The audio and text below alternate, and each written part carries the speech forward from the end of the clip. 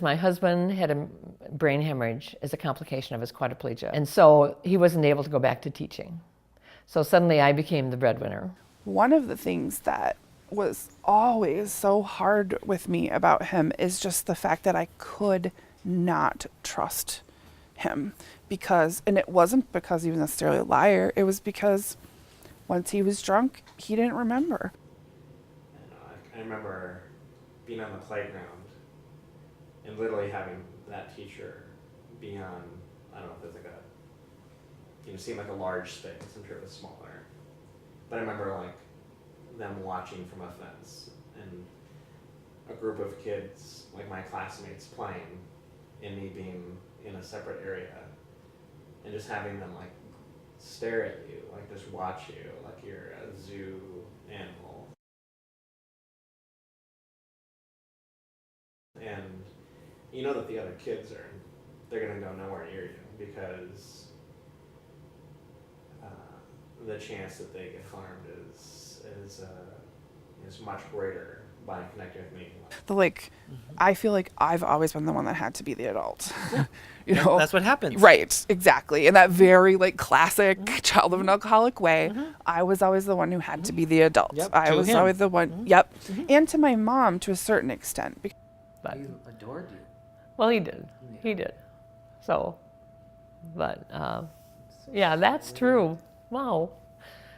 I don't say that to anyone, but for you to figure it out, that's really good, because that was true. I mean, I felt adored. Absolutely. And can you say what triggering is to you? Like, what would happen? I'd be in church, and they would walk in, that family, Yeah. and seeing that person would just transport me back to being young and going through that process of that person being like, do this, lay here, and I'm like, now I'm thinking about all this stuff that happened when I'm standing this close to you and I can't greet you, I can't say hi, because I'm like, okay, this is uncomfortable. I'm uncomfortable, wildly uncomfortable, and I just cue the panic attack. And then there's enough family dynamics where I didn't go home and say, hey, mom and dad, there's this kid who's 4 years older, he's picking on me. And so that was a setup too. Like there was some, I think about that and think like, oh, well, some other kids would have right away just went home and then you'd have a parent that would perhaps deal with the situation, and then also deal with the comforting of like, okay, that was a horrible event, and attend to it. Back. My car is running in park, and for some reason it slipped into reverse. And then I remember the wheel going over my chest. It sort of threw me onto my back, and then the car came, I can still see the undercarriage of the car as the wheel is going over my chest, but it must have caught my coat, because the next thing I knew, I'm face down under the driver's seat, and my coat is sort of caught on something under. I think one of the largest thing that sticks with me from my childhood is really comments and just absolutely being beaten down about my body. I think I would describe trauma as an experience or a set of experiences that a person is confronted with that exceeds their current framework for handling said situations. How do you define trauma? I think trauma is any event or series of events that create like a roadblock in your life, whether that's physically, mentally, emotionally.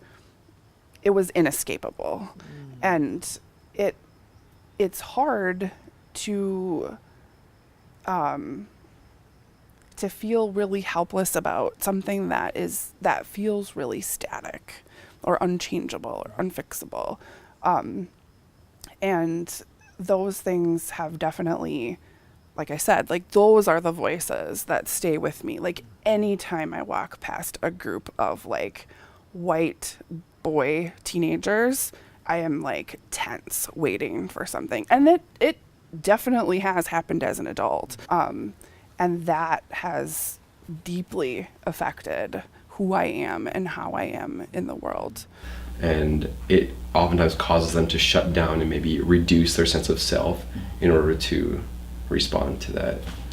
Whatever it is, it creates enough of an impact in your life where you feel like you can't move past it. Yeah, and it just kind of started creating this idea in my mind that that the whole world is out to get me. So there's models that talk about sort of the unbearable state of aloneness as the primary sort of wounding that comes with trauma, and it's sort of this overwhelm. I can't handle it. I can't make sense of this. I can't deal with this, and I'm alone, and I have nobody who's going to help me. That sort of makes the traumatic experience worse. The analogy of like when a computer system, I think like an actual computer or like your car, like let's say some trauma, something happens, and I think like sometimes like that you don't always put the system back together the same way that you rewire it. That I don't think that you get to go back and be unimpacted or unaffected by some traumatic event in your past. That somehow you have to figure out some sort of rewiring. Yeah, so when it comes from someone that close, you're like, well, this is bad touch, but this is not a bad person. You know what I mean? Like, you start to internalize, like, why is this happening to me? Like, what does that mean? Why did it happen to me twice? It's already hard that it happened to me once, but what is it about me that is attracting this negative interaction with these people in my life? After a second time, I was just like, okay, what am I doing that, like, I felt like it was my fault. Yes. At first you cry several times a day, and then you cry several times a week, and then you cry several times a month, and then even now, I didn't expect this. You could cry. I could cry. Well, tell me, get it No, I'm okay. I mean, in. But the tears. the tears is that I loved him and he's gone. Yeah. So that's the story. I mean, that's as bare as I can make it. You know, it's very amazing, the human's ability to shift and to change and to be resilient through it all. Tough things happen to tough people. Tough times don't last, but tough people do. The thing is sort of no matter what went wrong, you just keep on going. Our goal is for us to be able to heal so the past feels like it can be left in the past. And it doesn't feel like it's being carried on an ongoing, everyday basis. I use the metaphor of vomiting. We gotta We gotta vomit get it this out. Yeah, we And gotta get that it's out. Vomiting is violent, Mhm. but this is because Anything that is coming up when you're vomiting is because it's not supposed to be there. Yeah, Yeah. exactly. Yeah. Yeah, your system is rejecting it. Yeah, it's like it's not compatible. Yep. And for most people, trauma that go through, it's not compatible. Right. Because it happened to you doesn't mean that it was supposed to. I mean, not that it was supposed to happen to you. It's like, it's not about you. It's not about you. It's about that person making a terrible decision that you suffered from. Yeah, I mean, it was powerful to find community. And it was also, I think, it was also important to find myself. I mean, there's a blessing to have, I mean, if you can welcome part of it, there's some blessing to having experienced something that's incredibly painful and be able to come out on the other side and have a perspective of how to have experienced it, to know what it's like, and take the high road after that. Building with dogs, and I see people out on the street. Okay, I walk with a cane when I'm going any distance, and I see women who can barely walk, but their walker walking their dog in the wintertime, and I think, Bonnie, you are such a wuss. Memory retrieval is essentially memory modification. So anytime we allow ourselves to bring memories forward, we actually create opportunities to modify our relationship to them. That's what I mean about forgiveness. Like, it's more power to you than it is, like, people think it's when you forgive someone for hurting you, it's like, why would you forgive them? They did this terrible thing to you and you should be mad. Yeah, you should be mad. Feel mad. Get over that. Like, get over that for yourself. How did I get there?